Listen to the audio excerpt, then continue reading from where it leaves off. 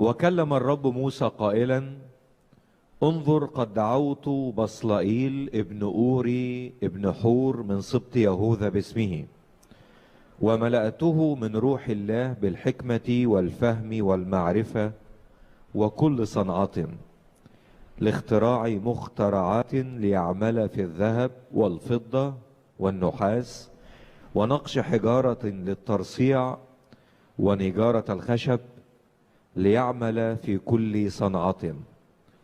وها أنا قد جعلت معه أهوليآب ابن أخي سماك من سبط دان، وفي قلب كل حكيم القلب جعلت حكمة ليصنعوا كل ما أمرتك. يا ترى أمروا بإيه؟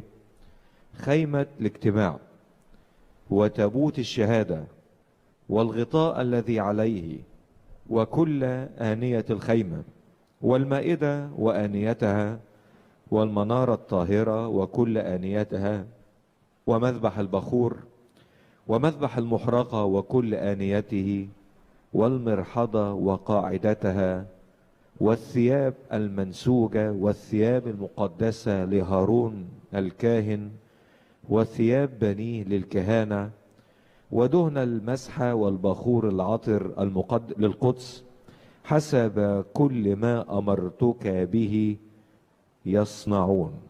أنا هقرأ آخر جزء تاني اللي هو الجزء الأخير من عدد 11. حسب كل ما أمرتك به يصنعون. أمين. خدمة الرب لأنها خدمة الرب، فلا يمكن أن يكون هناك شخص له الحق أن يدعو الخادم إلا الرب. وخدمة الرب هي أشرف شيء ينفع نقوم به في هذه الأرض. أشرف شيء ينفع تمد إيدك فيه هو خدمة الرب. أنقى شيء، أروع شيء، أثمن شيء، أبقى شيء. لما أقول أبقى شيء يعني الشيء الباقي، لأن هنكتشف في يوم من الأيام أن قوانا وطاقاتنا ومجهوداتنا وإنجازاتنا وكل حاجة بنعملها في العالم ممكن في لحظة تنتهي. في اللي بيروح وبيتاجر وبيكسب وبيرجع وبيهد وبيبني وبيفتح مشاريع وتعبان عرقان وبعدين يطب ساكت، يدخل الأبدية ما عندوش أي حاجة خالص. وفي اللي بيجري شمال ويمين ويتعب وبرضه يدخل الأبدية ما عندوش أي حاجة خالص. لكن في جماعة قال عنهم الكتاب: إذن يا إخوتي الأحباء كونوا راسخين غير متزعزعين مكثرين في عمل الرب كل حين عالمين أن تعبكم ليس باطلا في الرب. في نوع من التعب ليس باطلا، هو التعب في الرب والتعب للرب وخدمة الرب. حد يرد عليه يقول لي: ما خدمة الرب كلمة واسعة، والخدمة لما فيها الجيد وفيها الرديء، فيها الأصيل وفيها الهزيل، فيها الثمين وفيها المرزول. طبعا الخدمة لمت. عشان كده في هذه المؤتمرات احنا بنرجع مرة تاني نسلط الضوء على ماذا يقول الكتاب عن الخدمة. والنهاردة هنتكلم بالأكثر على كيف تكون الدعوة، دعوة الخادم. يمكن الجزء اللي أنا قريته يكون غريب على البعض شوية، لكن هذا الجزء أنا شايفه متفصل تفصيل على كيف تكون الدعوة للخادم. يا ترى مين الخادم اللي أنا قريت عنه في هذا الجزء؟ مين؟ حد فاكر؟ لا مش موسى. مين؟ بصلائيل. ومين معاه؟ أهوليآب. 2 من أروع المهرة، الفنانين، الخدام، المحترمين، اللي عندهم إمكانيات، لكن الروح القدس شكلهم وملأهم عشان يقوموا بأروع خدمة على وجه الأرض، بناء أول مبنى لله على الأرض وهو خيمة الاجتماع. خدوا بالكم، ربنا كان ناوي يسكن في وسط شعبه، وكان قال لموسى في خروج 25: فتصنعون لي مقدسا لأسكن في وسطكم. ربنا ناوي يجي ويسكن. طب ربنا العظيم ده الكبير قوي ده إذا كان ناوي يجي يسكن في هذا العالم يبقى له بيت على هذه الأرض. يلا بقى اتفضل يا موسى بما كنت عليه من حكمة في مصر. ولا ما كانش عنده حكمة؟ لا، موسى تهذب بكل حكمة المصريين. اتفضل يا موسى بما أوتيت إليه وبه من حكمة في مصر، وما تعلمته في جامعة أون أعرق جامعات مصر القديمة. اعمل لي معبد زي معبد الكرنك، اعمل لي معبد زي معبد مثلا حتشبسوت.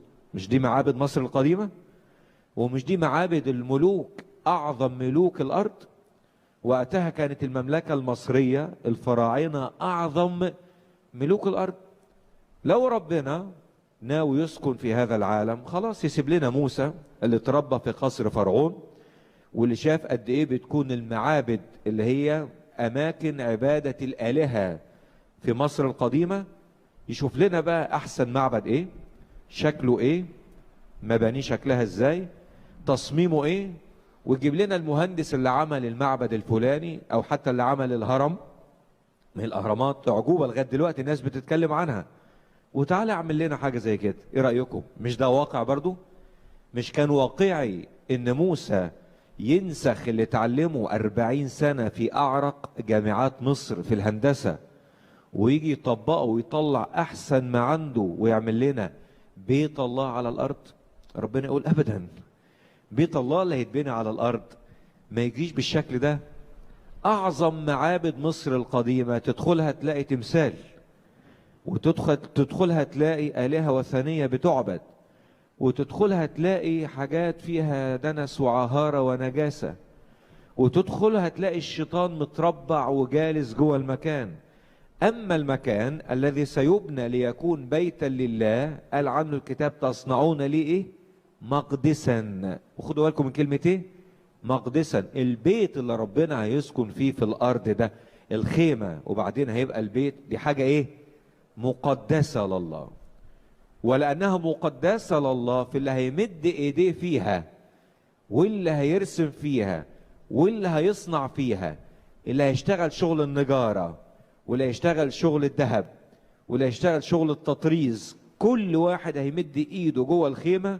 ده ما يجيش وبس، ده هيكون على الفرازة، ده ما يطلعش من جامعات مصر القديمة، ده ما ياخدش كورس في الإنشاء المعماري، ده ما يتخرجش من كلية، لكن ده ربنا هيدعيه دعوة خاصة، وهيزوده بإمكانيات خاصة، لأن البيت ده بيت مين؟ بيت ربنا. المسكن ده مسكن ربنا. ده العنوان اللي أنا عايز أتكلم معاكم فيه، إن الخدمة اللي حضراتكم بتمدوا إيديكم فيها ده مش خدمة حد، دي خدمة مين؟ خدمة الرب. ولأنها خدمة الرب، فمن يقوم بهذه الخدمة ينبغي أن يكون مدعوا من الرب ومزودا بإمكانيات خاصة من الرب. هنمشي معاها ونمشي عليها واحدة واحدة. الكتاب بيقول: وكلم الرب موسى قائلا: انظر قد دعوت بصلائيل ابن أور ابن حور من سبط يهوذا باسمه. اقروا معايا من عدد 2. قد دعوت، هقراها وقولوا لي صح ولا غلط. قد دعوت، قالوا دعوت ولا دعوته؟ ايه الفرق بين الاثنين بتوع العرب الحلوين؟ قد دعوت، انت دعوت يا موسى. قد دعوت، انا دعوت يا موسى. واخدين بالكم ايه الفرق بين الاثنين؟ لا، موسى مش بيدعي. موسى مالوش الحق انه يدعي. موسى مالوش الحق ان يجيب اي واحد من تلقاء نفسه. خيمة الاجتماع خدمة الرب، الدعوة تأتي مباشرة من الرب. قد دعوت. إذن الدعوة في الخدمة أولا، النقطة الأولى، ينبغي أن تأتي من الرب مباشرة. كل واحد فيكم بيخدم الرب في أي شكل من الأشكال. اللي بيخدم الرب في النشء، اللي بيخدم الرب مع شباب ناشئ، مع زهرات، مع مدارس أحد، مع شابات، مع أخوات، أي نوع من الخدمة. لازم تسأل نفسك هذا السؤال: هو أنا داخل الخدمة ليه؟ أنا مين دعاني للخدمة؟ أنكل فلان قال لي تعالي خدمي، اركن على جنب. الأخ فلان مسكني الاجتماع، اركن أنت وهو على جنب. مفيش حاجة اسمها فلان يمسك فلان خدمة، ومفيش حاجة اسمها فلان يدعو فلان للخدمة. الدعوة تأتي مباشرة من الرب. تأتي مباشرة من الرب. الرب هو الداعي لأنه رب الخدمة. انظر قد دعوت بصلائيل، أنا جايبه والرب وهو بيكلم موسى بهذا الكلام، موسى تذكر أنه في يوم من الأيام أيضا قد دعاه الرب، ولا ما دعاهوش الرب؟ دعاه الرب. موسى أول شخص في الكتاب دعاه الرب للخدمة، ودعاه في توقيت مناسب. موسى وهو بيسمع الكلام ده، لما الرب بيقول له قد دعوت بصلائيل، كأنه بيقول له يا رب الدعوة دي أنا فاهمها كويس قوي، أنا اتعلمت الدرس ده ولا يمكن هنساه. لأن في يوم من الأيام موسى طلع للخدمة قبل ما تجيله الدعوة. حد فاكر؟ طلع بدري كام سنة؟ 40 سنة. كان طالع وعنده أشواق، كان طالع وعنده تثقل، كان طالع وعنده رغبة إنه ينصف إخواته. قال لنا عنه الكتاب خطر بباله. خطر على باله، يعني خطر على باله ظن، يعني جات له فكرة. وفي ناس كتير بتطلع للخدمة علشان خطر على باله، ظن ان ينفع للخدمة، يعني خبطت في دماغه ان ينفع في الخدمة، اهو فجأة كده هيطلع للخدمة، ماشي، خطر على باله فطلع. وبعدين لقى واحد مصري بيتخانق مع واحد عبراني، كسر رقبة المصري وطمره. وبعدين لقى 2 عبرانيين، حب يسوقهم للسلامة. واحد فيهم كده كان شاف الحادثة الأولى، قال له يعني أنت عايز تخلص عليا زي ما خلصت على المصري؟ وبعدين قالوا له العبارة المعروفة: من أقامك علينا؟ هو أنت قاضي؟ هو أنت رئيس؟ هو أنت ينفع تكون بتخدمنا؟ مين اللي جابك علينا؟ هو أنت فاكر نفسك تخلص؟ أو بالبلد كده يعني، هو أنت ليك دعوة؟ أنت مالكش دعوة. أوقات أنت تروح تعمل أي حاجة، واحد يقول لك إيه؟ مالكش دعوة. تيجي تتدخل في مشكلة يقول لك إيه؟ مالكش دعوة. هو الحقيقة موسى في الوقت ده ملوش دعوة، ما كانش ليه دعوة، لسه الدعوة هتجيله بعد شوية. ظن موسى بإمكانيات مصر القديمة المؤهلة والمؤهلة إنها تخليه قائد عسكري، تخليه ابنة فرعون، أو تخليه فرعون المستقبل. ظن موسى إن إمكانيات مصر القديمة ينفع يخدم. ربنا قال له ده ما ينفعش في الخدمة، أنت محتاج تدعى دعوة في توقيت إلهي. هذه الدعوة جاءته عندما كان في جبل الله حوريب في ما وراء البرية. موسى تربى في مصر، واخدين بالكم، وتربى في قصر فرعون 40 سنة. تعلم في هذه 40 سنة ما يجعله قائدا عسكريا جبارا سياسيا مخضرما، ماشي، ما يجعله فرعونا على أرض مصر. بس ربنا لا عايز قائد ولا عسكري ولا سياسي ولا فرعون، ربنا عايز خادم. قال له قصاد 40 سنة تروح 40 سنة في البرية، كل سنة قصادها سنة، ونمسك الأستيكة، سنة نمسح، السنة اللي بعدها نمسح. لما وصلوا في 40 سنة التانية مسح له كل اللي اتعلمه في 40 سنة الأولى، وقال له كده انت جاهز عشان ندعوك. دعاه الرب عشان يخدمه 40 سنة ثالثة، متكل على الله، معتمد على قيادة الله. هذا هو موسى. موسى اختبر الدعوة وعرف انه لما طلع بدري قبل الدعوة ما تجيله عك الدنيا، اذا ينبغي ان تأتيه الدعوة اولا. فالرب قال له يا موسى انظر قد دعوت بصلائيل ابن أوري ابن حور من سبط يهوذا باسمي، أنا الذي أدعو.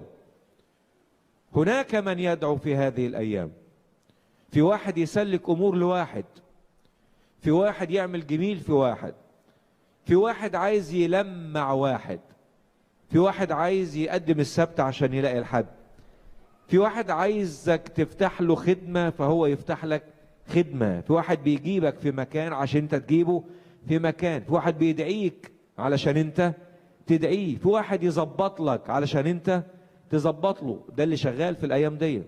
اما خدمة الرب لا تعرف هذا النوع الرخيص من الخدمة.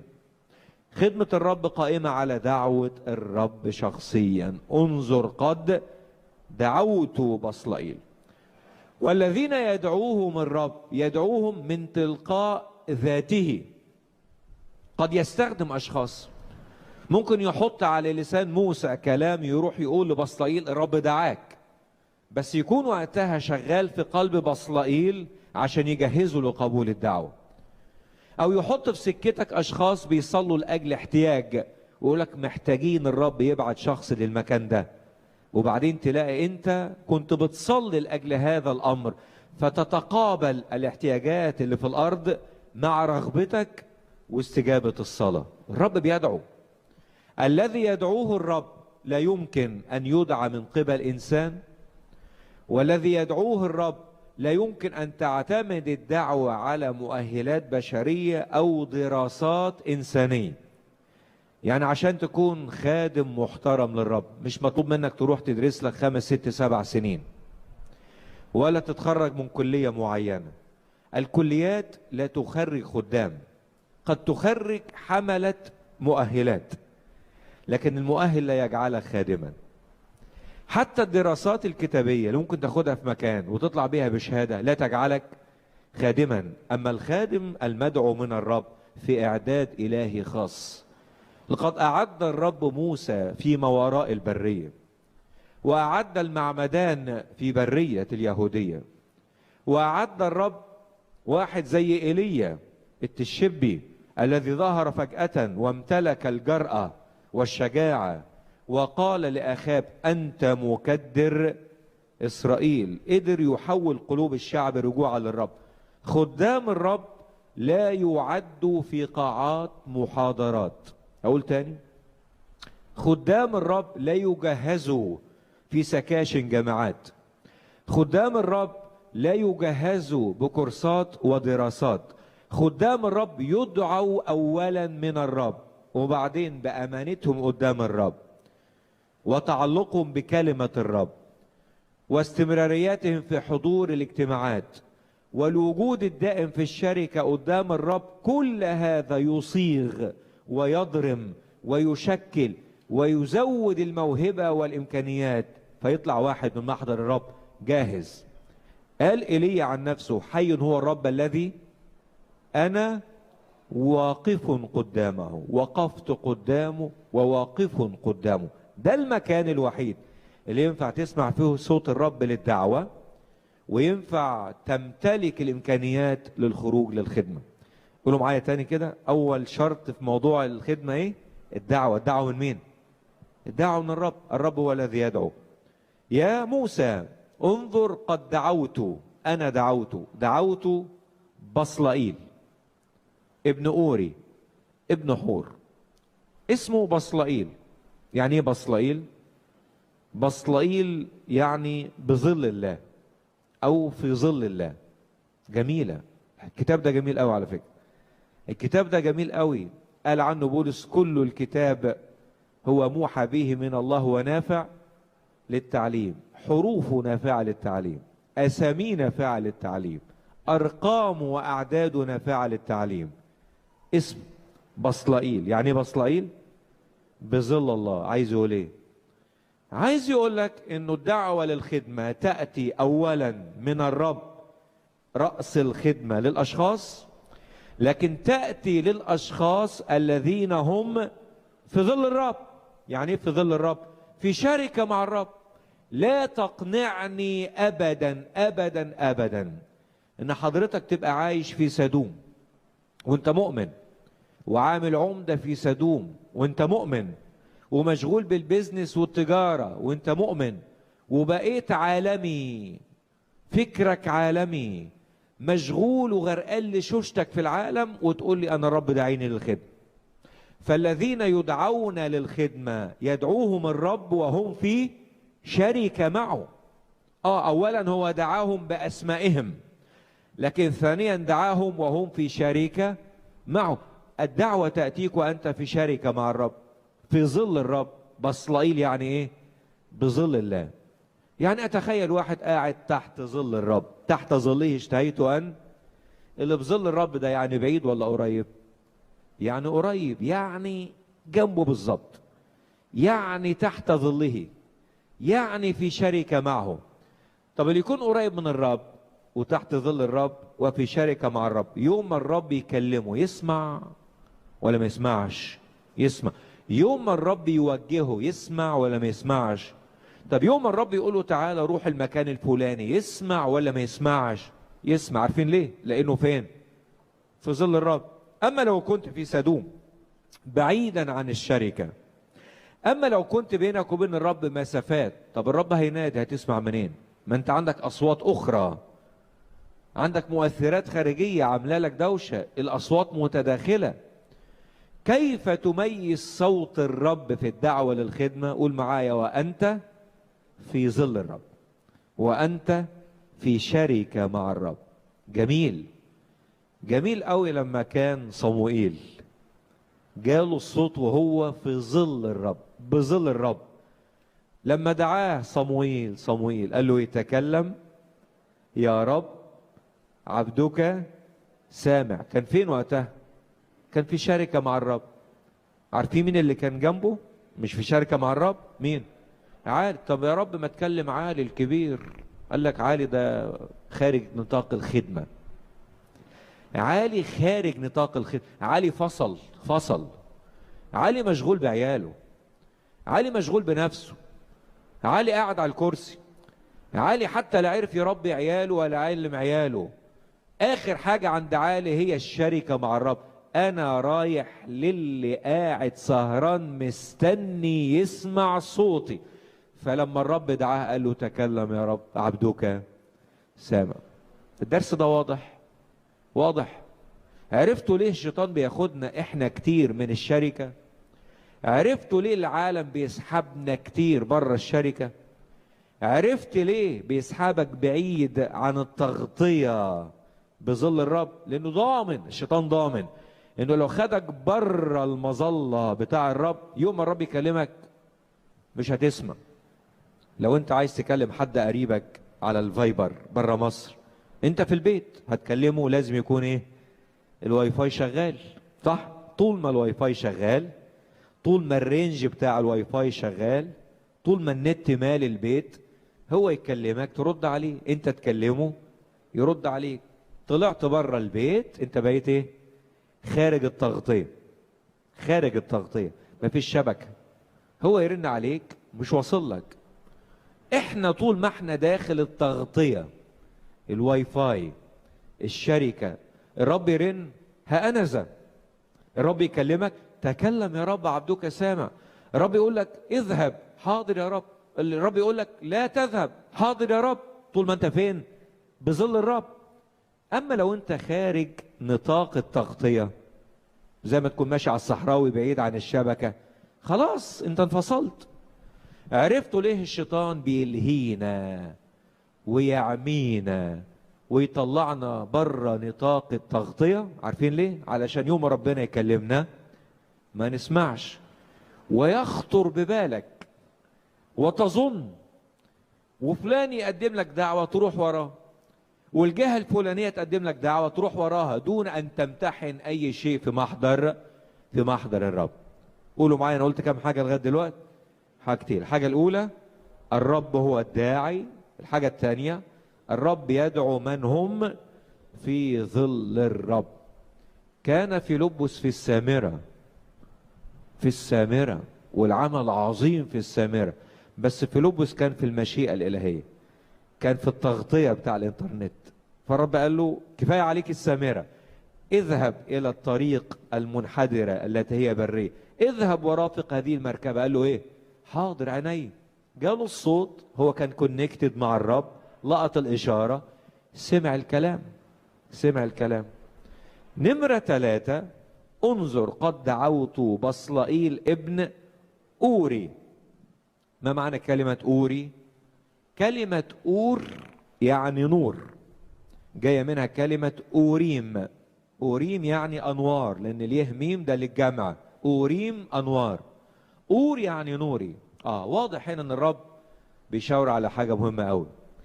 الرب بيدعو من تلقاء نفسه لأنه هو رب الخدمة، والرب يدعو الخدام من هم في شركة معه، لكن الرب كمان يحب يستخدم المنورين.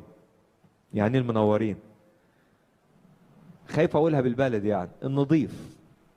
النظيف ربنا ما يهموش ابدا ان كنت اناء ذهبيا او فضيا، لا لا، ما يهموش ابدا، لكن يهمه قوي تكون اناء ايه؟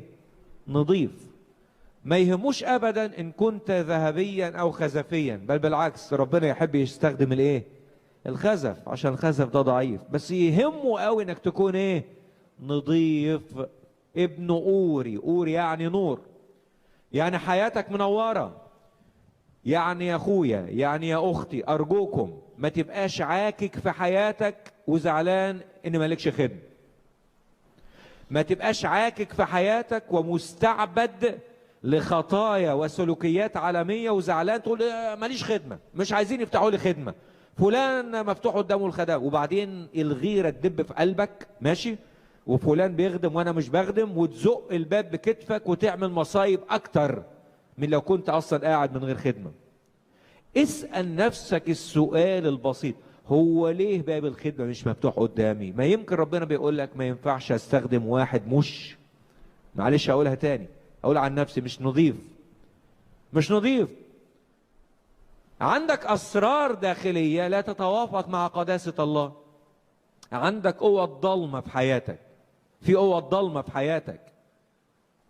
مش عايز أدنس مسامعكم بسير ناس كانوا بيخدموا خدمات جبارة ودارت الأيام وكشف الستار وبان المستور وبانت قوة ضلمة في حياتهم الأخلاقية والأدبية والجنسية والمالية، حاجات يندى لها الجبين. ربنا لما بيدعو للخدمة يدعو من هم في شركة معه، ويحب كمان يستخدم مين؟ المنورين. يعني ايه المنورين؟ النضاف. هل فيك يرون يسوع؟ اللي ايديهم نظيف، اللي حياتهم نظيفة، اللي ثيابهم نظيفة، يعني سلوكهم ومظهرهم وسيرتهم نظيفة. ربنا يحب يستخدم قوي واحد زي دانيال الذي جعل في قلبه أن لا يتنجس. ربنا يحب يستخدم واحد زي يوسف اللي قال كيف أصنع هذا الشر العظيم وأخطئ إلى الله. ربنا يحب يستخدم قوي من يحكمون على ذواتهم قبل أن يحكموا على الآخرين. ربنا يحب يستخدم الخوافين. لا حاسب، خوافين، صدقوني، الخوافين من الشر. ربنا يحب يستخدم اللي بيخاف من الشر، من الخطية، وقافل على نفسه ومتشعلق في الرب، ويقول له زي ما قال يا عبيص ليتك تباركني وتوسع تخومي ولتكون يدك معي ولتحفظني من الشر حتى لا. أنا أحيانا بصلي الجزء الأول بس من الصلوة، ليتك تباركني وتوسع تخومي، وتلاقي لك واحد يصلي لك ربنا يوسع تخومك. يعني يعمل إيه يعني تفتح لك 100 باب للخدمة، هنا وهنا وهنا وهنا، هو ده اتساع التخوم؟ وربنا كده يفتح في وشك الابواب ويدعوك هنا وهنا وهنا وهنا، وتبقى معروف في المنطقة. مش ده اللي احنا بنسعى ليه؟ وبعدين تبقى معروف في منطقة اوسع، وبعدين تبقى ربنا يكرمك وتطلع في التلفزيون فتبقى معروف للكل. ما كانش ربنا يفتح الباب، فضيحة لو خبطت باب بكتفك رغبة في اتساع دائرة خدمتك. بص ربنا لما بيدعو ياخد بيعمل ايه؟ بيدعوه ويفتح قدامه الابواب، وربنا يدفعه دفعا، بس في مؤهلات زي ما قلت. اولا ينبغي ان يدعى من الرب، ثانيا ينبغي ان يكون في شركة مع الرب، بصليل يعني ايه؟ بظل الرب. ثالثا ينبغي ان يكون ابن اور، يعني ابن النور، حياته نظيفة، خواف من الشر. زي ما بيقول للرب ليتك تباركني وتوسع تخومي، بيقول له كمان ولتحفظني، احفظني من الشر يا رب، احفظني من الخطية، احفظني من الدنس. يعملوا معايا كده. رقم 3 ده اخطر 3 خطايا بيهددوا حياة اي خادم. ولما اقول الخادم خدوها بقى من اول خادم على منبر مشهور، او خادم في مدارس احد في مكان مغمور محدش يعرفه. اشهر 3 خطايا: الجنس والمال والشهرة. الجنس والمال والشهرة. اوعى تقع في خطية مشينة جدا تدنس فيها جسدك وتدنس الخدمة. خلي صلاتك كل يوم احفظني يا رب، احفظني يا رب. اوعى تقول لنفسك انا كبير، قول له احفظني يا رب، وكل ما كبرت تقول له احفظني يا رب. احفظني وانا بخدم، احفظني من نجاسة العين، احفظني من نجاسة العين، احفظني من نجاسة الذهن، احفظني لان الخطية محيطة بنا بسهولة. احفظني. اوعى الجنس، اوعى المال، اوعى تخدم لاجل مال، اوعى تخطط خدمتك، اوعى ترسخ خدمتك، اوعى تطرق ابواب رغبة في المال. خطية جبارة بتهد الخدام. اوعى الجنس، اوعى المال، اوعى الشهرة بحثا عن الاضواء. اقول لكم حاجة على جنب فيما يخص الاضواء. ان ما كانش ربنا هو اللي فتح الباب وجابك وحطك في الوش علشان يكون لك خدمة معروفة متسعة، اضواء يعني، ان ما كانش ربنا اللي عمل فيك كده، لو انت عملت في نفسك كده بتدمر نفسك. لان الحتة دي اللي فيها اضواء كتير فخاخها كثيرة، حروبها كثيرة، مخاطرها كثيرة، تكلفتها وفواتيرها وضرايبها كتيرة. هتدفع ضرايب للصبح ان ما كنتش مدعو من الرب ومتعلق بمين؟ متعلق بالرب. خليك ابن أوري. يعني ايه ابن أوري؟ ابن النور. خلي ثيابك بيضاء. خليك لما تدخل بيت تخدم الناس تبقى مستريحة، فلان دخل بيتنا. لما يسلموا لك عيالهم تخدمهم، اعدادي، بنات، اولاد، مدارس صحة، مطمنين ان هم مديين عيالهم لناس نظيف. انا عمال اكرر كلمة ايه؟ نظيف. لناس نظيفة. مطمنين ان البنت الصغيرة والولد الصغير في ايادي امنة. خليك ابن ايه؟ ابن أوري، عشان ربنا يكرمك ويعوضك ويباركك ويكافئك. الحاجة الرابعة، انا قلت الدعوة من الرب. نمرة 2 الدعوة لمن هم في شركة مع الرب. 3 الدعوة لمن هم حياة النور. قال لنا كمان ابن حور من سبط يهوذا باسمه. يعني ايه حور؟ حور يعني ابيض، بس ليها معنى تاني. حور يعني كهف او كوخ. كهف او كوخ. عجبتني قوي، عجباني قوي. طب يا رب تجيب واحد كهف عشان يعمل بيت من ذهب؟ ايه البيت الذهبي ده؟ خيمة الاجتماع. تجيب واحد كهف عشان يعمل بيت من ذهب؟ ربنا يقول ما انا لو اجيب واحد من ذهب هيعتبر خدمة الرب ايه؟ كوخ، هيحتقرها. لكن لما اجيب واحد كوخ هيعتبر خدمة الرب ايه؟ ذهب. يعني عايز اقول ببساطة ربنا بيجيب المتضعين، اللي مش حاطط مناخيره في السماء، اللي مش قاعد مستف اوراقه وبيقول انا فلان ابن فلان جدي فلان ابن الخادم الفلاني، ابويا عمل كذا وعيلتنا عملت كذا وانا خريج كذا، مؤهلاتي كذا، درست كذا، عملت كذا، وكل ده عايز خدمه. ربنا بيقول لك كل ده روح ارميه. انا عايز واحد ايه؟ كوخ. يعني ايه كوخ؟ ولا مش عارفين الكوخ؟ شكلكم مش عارفين الكوخ. ما انتوا طلعتوا على ايام الابراج، مفيش اكواخ دلوقتي. كوخ يعني عشه صغيره معموله من الطين، اذا ثعلب عدى جنبها يوقعها. كوخ. المسكنه والاتضاع والشعور بالضعف الشديد واحده من مؤهلات استخدام الرب ودعوته ليك. يوم ما تظن في نفسك انك شيء تعطل استخدام الرب ليك. الرب راح لواحد كان شاعر انه كوخ اسمه جدعون، قال له الرب معك يا، لا كلمتين مش ماشيين مع بعض. جبار البأس وقاعد يعمل ايه؟ يخبط حنطه ويهرب، خايف من المديانيين. يا رب انت رايح لواحد نكره، وهو بنفسه قال بعد شويه انا جبار البأس، ها عشيرتي الذل في منسى وانا الاصغر في بيت ابي. طب شوف لك واحد تاني يقول عليه جبار بأس.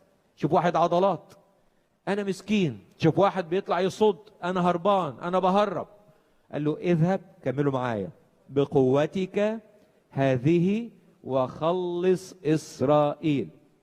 ايه قوته يا رب؟ اولا الشعور بالضعف الشديد. ثانيا ايده في الحنطة. اللي ايده في الحنطة ده حاجة محترم. ايه هي الحنطة؟ كلمة الله. اللي ايده شغالة في الحنطة على طول مؤشر من مؤشرات استخدام الرب ليه.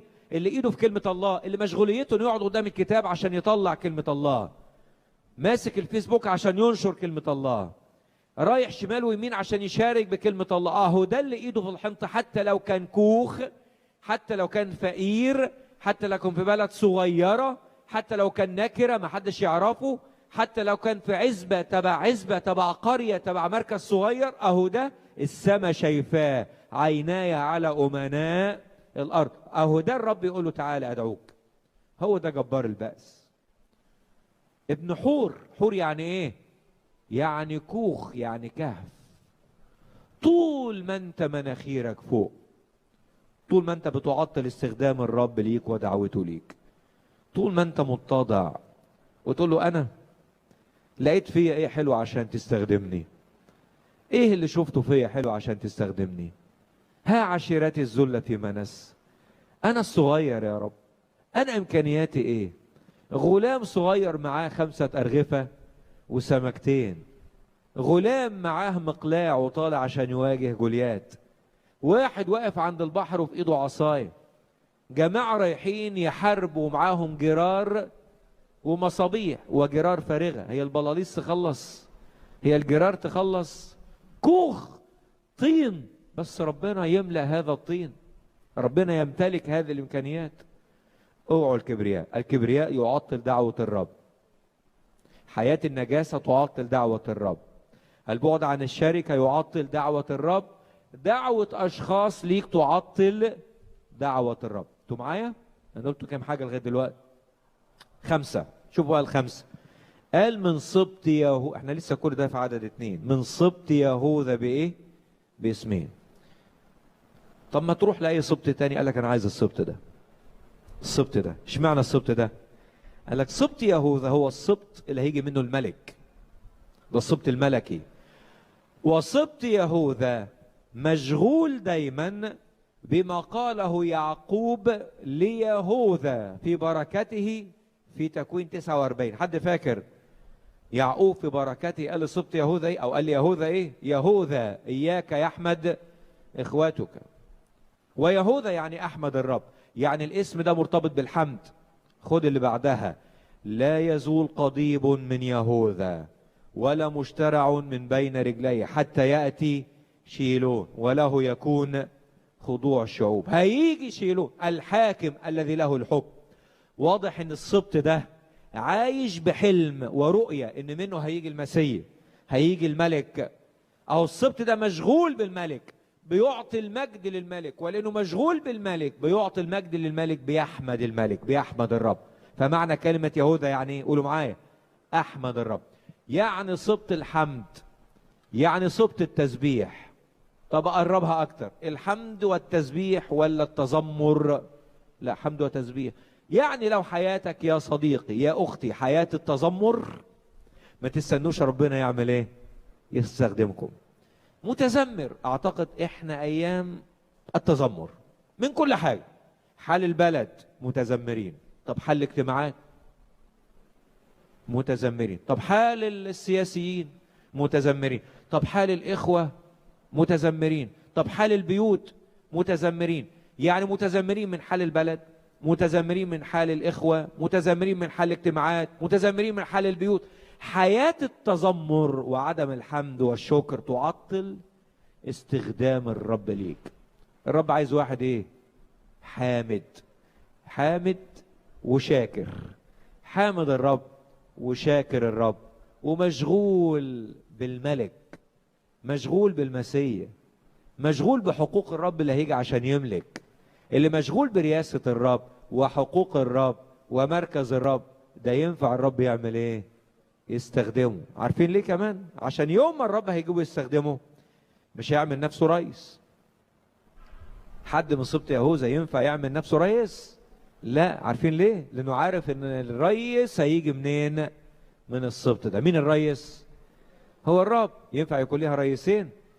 يعني ربنا بيدعو اشخاص هم جواهم عارفين ان هم ما ينفعوش يكونوا رؤساء. الرئيس واحد بس، اما اللي عايز يدخل الخدمة عشان يخبط بكتف يمين وكتف شمال ويبقى لا شريك له، لا شريك له، يبقى هو المنشور، يبقى هو الرئيس. اعرف يا صديق انك وقعت في مركز ربنا، مركز المسيح الرئيس ده بتاع سبط يهوذا، ده الاسد الخارج منين؟ من سبط يهوذا. قلت كم حاجة؟ 5. تعالوا نشوف نمرة 6.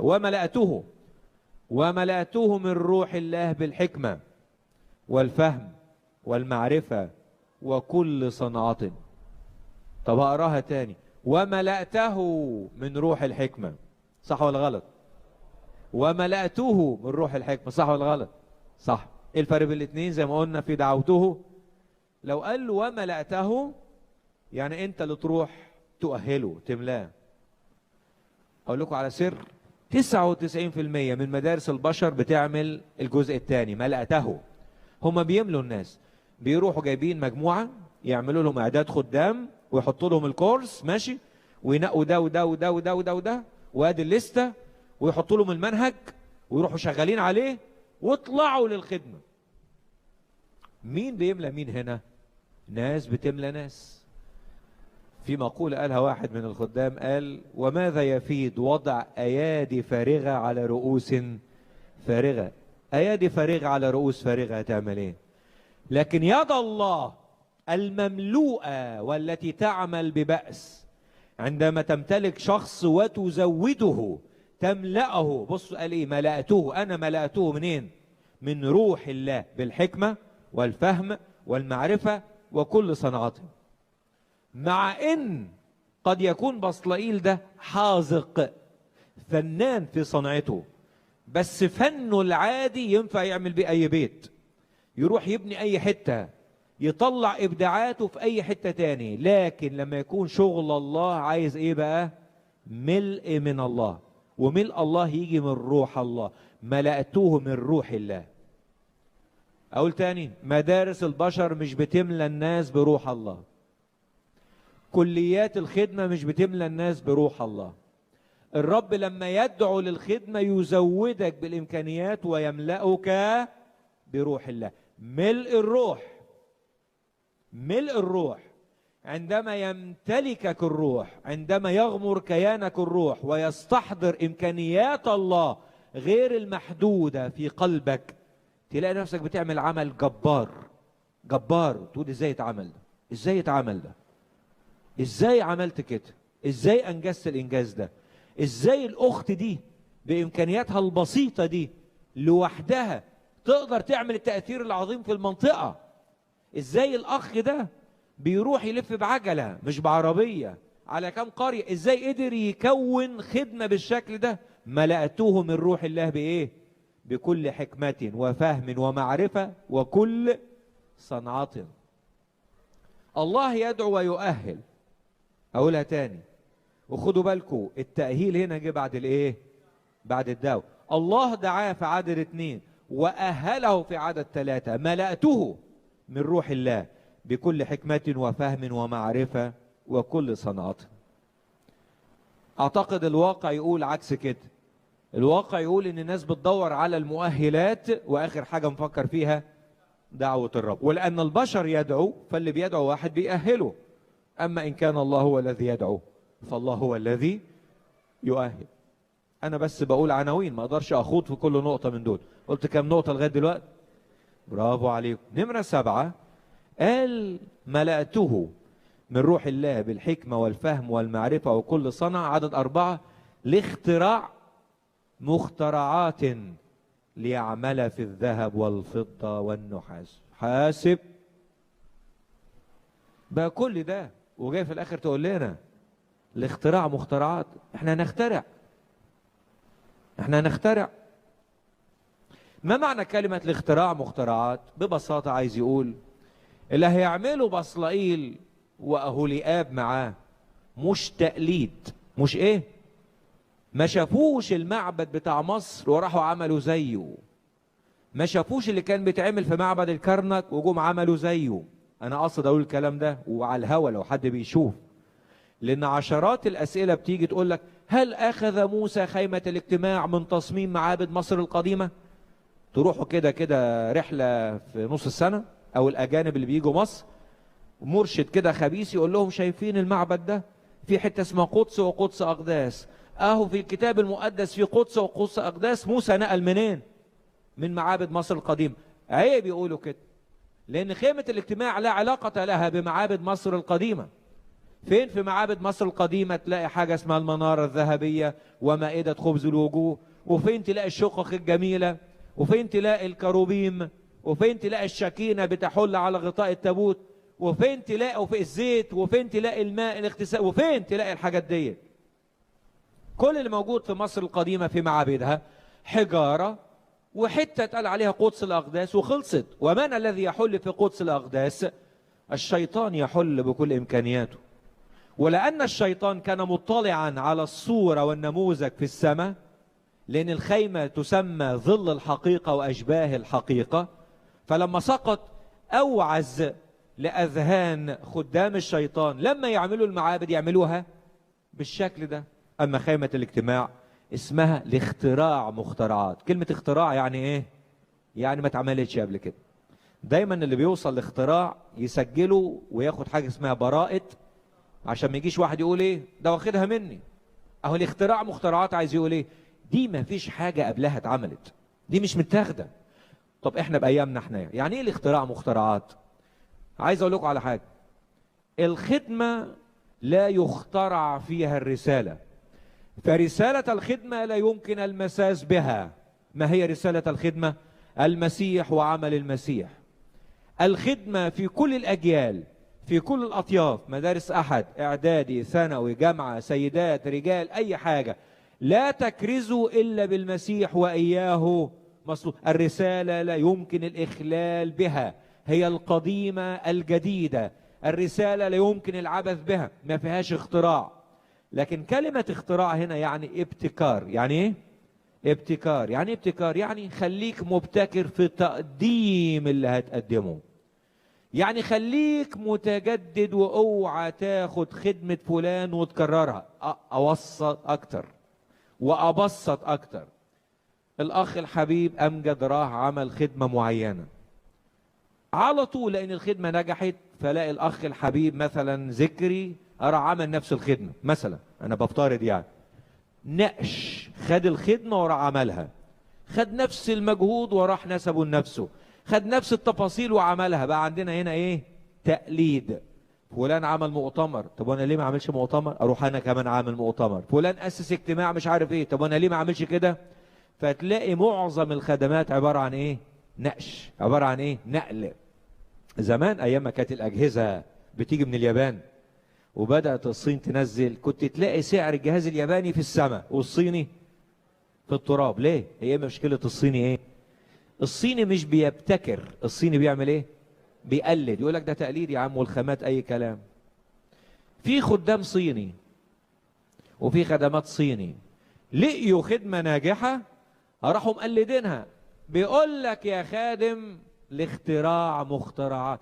انا احب قوي الناس اللي عندها رؤيه. سمعتوا الرؤيه امبارح او امبارح؟ اقعد وقول للرب انت عايزني اعمل ايه؟ ما يمكن في خدمه معينه ما حدش مغطيها، في احتياج معين في السن ده، في احتياج معين في البلد دي، في احتياج معين في المنطقه دي، ما حدش راح ناحيته. اقعد في شركه مع الرب بظل الرب وقول للرب قول لي عايزني اعمل ايه؟ اشتغل في انهي حته في الفدان؟ اروح المنطقه دي ولا دي ولا دي؟ طب قول لي اروح اعمل ايه؟ تلاقي ربنا زودك بفكره جديده ما حدش عملها قبل كده، بخدمه جديده ما حدش عملها قبل كده، تسد احتياج. يبقى اخوك شغال في منطقه وانت في منطقه والاحتياجين اتسددوا والخدمتين بيخدموا على بعض. اما التنافس، ما انا لما اكون عامل حاجه وانت تروح تعمل نفس الحاجه مش باختراع لكن بتقليد، بقى عندنا حاجتين، كيانين. ولان الكيانين بيشتغلوا في نفس الحاجه عملنا زي الدكاكين اللي بتبيع نفس الصنف. نبتدي نعمل ايه بقى؟ ننافس بعض ونتخانق مع بعض ونقطع على بعض ونشد زباين بعض. وانا بقول كلام بعيد عن الواقع. الاختراع ايه؟ مخترعات. اكرر تاني واقول اوعى تفتكروا اختراع مخترعات يعني لينا الحق ان احنا نطور في الرساله. الرساله لا تتطور، الرساله كلمه الله هي قديمة حديثة، الرسالة لا يمكن العبث بها، لكن خليك جاهز ان ربنا يديلك فكرة جديدة في الخدمة، تسد احتياج في مكان محدش بيسده، تروح تعمل خدمة جديدة ما اتعملتش قبل كده. العصر ده اللي احنا فيه ياما خدمات طلعت جديدة ما كانتش موجودة قبل كده، الميديا والبرامج والابليكيشنز وخدمة الناس اللي عندهم احتياجات خاصة وزيارات السجون ومش عارف زيارات المستشفيات، حاجات جديدة. انزلوا، اهم حاجة تبقى بتعمل ايه؟ بتخدم الرب وتوصل كلمة الرب، بس تكون مدعو من الرب. اروح بسرعة لحاجة تاني، بيقول في عدد 6: وها انا قد جعلت معه اهولياب. دي رقم كام دي اللي بيعد معايا؟ 8. ايوه عدينا 6 خلاص، 6 7 8، رقم 8. وها انا قد جعلت معه اهولياب ابن اخي ساماك من سبط دان. هقول بسرعه في الدقايق اللي باقيه لي. اهولياب اول حاجه عايز يقول ان بصلائيل مش هيشتغل لوحده، عايز له ايه؟ عايز له شريك. قلت لكم من شويه ما فيش واحد لا شريك له الا مين؟ الا ربنا بس، لا شريك له، ما فيش اله تاني. لكن الخادم له شركاء. لو انت في مدارس احد لازم يكون ليك شركاء، تيم، اخوه بيخدموا مع بعض. لو انا حتى خادم كلمه لينا ايه؟ شركاء خدمه، بنصلي لاجل بعض، بنشور بعض، بنشاور على بعض، بنستعين ببعض، بنحرض بعض، بنلاحظ بعض. لازم يكون في شركاء. مفيش حاجه اسمها خادم وان مان شو بيعمل كل حاجه، مسك الزهرات والشباب والكبار والصغار والوحد، ويوم ما ربنا يدعوه الدعوه النهائيه، عارفين اللي هي ايه؟ يدعوه، تدعوني فاستجيب. اروح عنده يعني تلاقي المكان ايه؟ فضي. طب ليه فضي؟ عشان ما كانش ليه شركاء، ما كانش ليه شركاء. خليك من دلوقتي ليك شريك، بس الشريك مش انت اللي هتجيبه، لان انا لو اتيحت لي الفرصه يكون لي شركاء على طول هجيب لوني وهجيب بتوعي وهجيب اللي لما اقول شرق يروحوا معايا شرق، لما اقول غرب يروحوا معايا غرب، او اجيب ابن فلان وابن الاخ فلان والاخ علان، فنعمل ايه؟ بدل ما نعمل فريق عمل نعمل رباطيه. ولا مش بيحصل؟ امال مين الشريك؟ خدوا بالكم، نفس الكلمه اللي قالت انظر قد دعوته هي اللي قالت ملأته، هي اللي قالت وها انا قد جعلت. انا اللي جعلت، يعني شريك الخدمه هو اللي الرب يجيبه لك. يوم ما تحتاجي شريكه معاك، يوم ما تحتاج شريك، قول له يا رب ابعت لنا شريك. ناس كتير بتقول لك يا عم فين الخدام؟ قول له يا رب ابعت. مش الرب قال ارفعوا عيونكم وانظروا هل الحقول قد بيدت الحصاد؟ اطلبوا من رب الحصاد ان يرسل فعله. قول له ابعت شريك خدمه يا رب، ابعت لي شريكه للزهرات، ابعت لي شريك لمدارس الاحد والشباب، ابعت لنا شريك خدمه يا رب. ربنا زي ما عمل في بصلائيل هيعمل في اهولياب ويجيبه لك يبقى شريك خدمه. اسمه اهولياب. اهولياب يعني خيمه الاب. كلمه اهولا خيمه، اهولياب خيمه الاب. طب هي خيمه الاب ولا خيمه اهولياب؟ هي الحقيقه خيمه الاب. يعني ببساطة هي خدمتنا ولا خدمة الرب؟ انتوا عارفين 90% من المشاكل بتحصل، لا بلاش 90%، 99% من المشاكل بتحصل ليه؟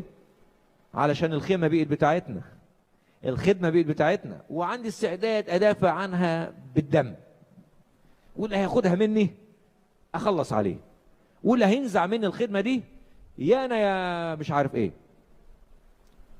هي مش خدمتك، لا بتاعتك ولا بتاع العيلة ولا بتاع أبوك ولا بتاع الأقرباء ولا بتاع أي حد. الخدمة بتاع مين؟ خدمة الرب، اسمها خدمة الآب، خيمة الآب، أهولياب. وأنت وكيل، أنت وكيلة. ربنا هو اللي جابك وبيستخدمك، والمجد يرجع للرب. ولو ربنا عايز يقول لك كفاية عليك كده كفاية عليك كده ويدخل غيرك، مش بتاع حد، مش بتاع حد، دي بتاع مين؟ بتاع الرب، وإحنا وكلاء. خيمة الآب. أما أنك تعمل خدمة وتديها الإطار الروحي بس تنسبها ليك وتدافع عنها وتحوط عليها، وممنوع الاقتراب، ممنوع التصوير، ممنوع اللمس، حتى ممنوع حد يقول لك بتعمل ايه وبتجيب منين بتودي فين، انت قفلت عليها، دي بتاعتي انا، وانت اللي تدخل وانت اللي تطلع، ما بقتش بتاع الرب، بقيت بتاع مين؟ خدمتك انت. اوعى تحولوا مدارس الاحد والزهرات والسيدات والشابات والشباب لتركه. دي مش تركه حد، دي بتاع مين؟ خيمه الاب. انتوا معايا؟ خيمه مين؟ خيمه الاب. كمان معاه قال قد جعلت معه أهوليآب ابن أخي سماك. كلمة أخي سماك كلمة عبرية معناها الممسك بيد أخيه. حلو اللي يجي شريك الخدمة يعمل إيه؟ يمسك بإيدك. شايفين اللوجو ده؟ عاجبني قوي. الأيادي مالها؟ طب تخيلوا الأيادي عاملة كده، أنا بعمل إيه؟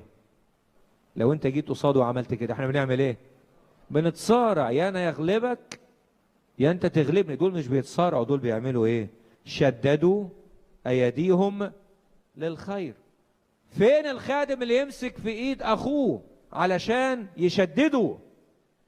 فين الخادم اللي يجي علشان يدعم اخوه؟ فين الخادم اللي يجي علشان يسد عجز اخوه؟ فين الخادم اللي يجي عشان يجبر نقصان خدمة الاخرين؟ ربنا يبعت لنا أهوليآب ابن اخي سماك في الايام دي، لأن الأيام ديت كل واحد عايز يعمل إيه؟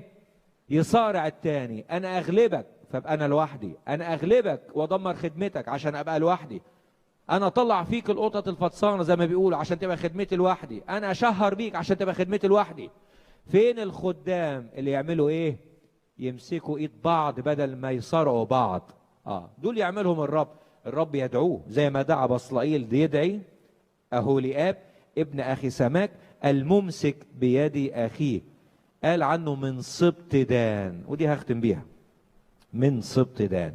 زي ما بصلائيل من سبط يهوذا، ده من سبط دان. وسبط دان يعني ببساطة عايز يقول انه شايف كرسي المسيح، لان كلمة دان يعني قاضي. وكلنا هنقف في يوم من الايام قدام الرب. قولوا معايا: الديان العادل.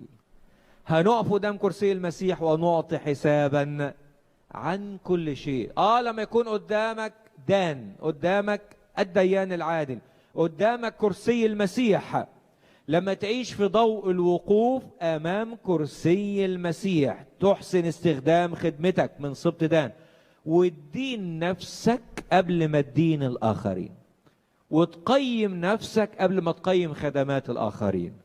فربنا يساعدنا. دي بعض المبادئ اللي انا قدرت في الوقت الموجز ده احطها قدامكم على دعوة الرب للخادم. خلونا نغمض عينينا لحظة ونطلب الرب ان يثبت ما سمعناه في قلوبنا. يا رب بنشكرك لانك كلمتنا، ونشكرك لانك حرضتنا وعلمتنا. يتبقى عمل روحك في قلوبنا ان يأخذ الكلمة ويضرب بجذورها في قلوبنا، نخبئها في قلوبنا كي لا نخطئ إليك. نعمل بالكلمة لا نسمع فقط. لاسمك كل المجد، أمين.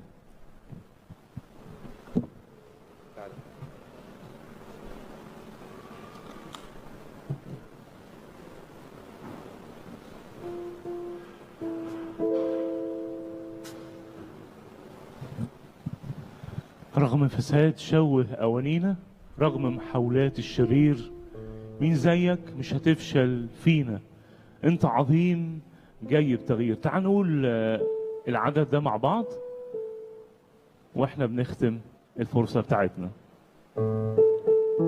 تعال نقف مع بعض حبايب، تعال نقف مع بعض.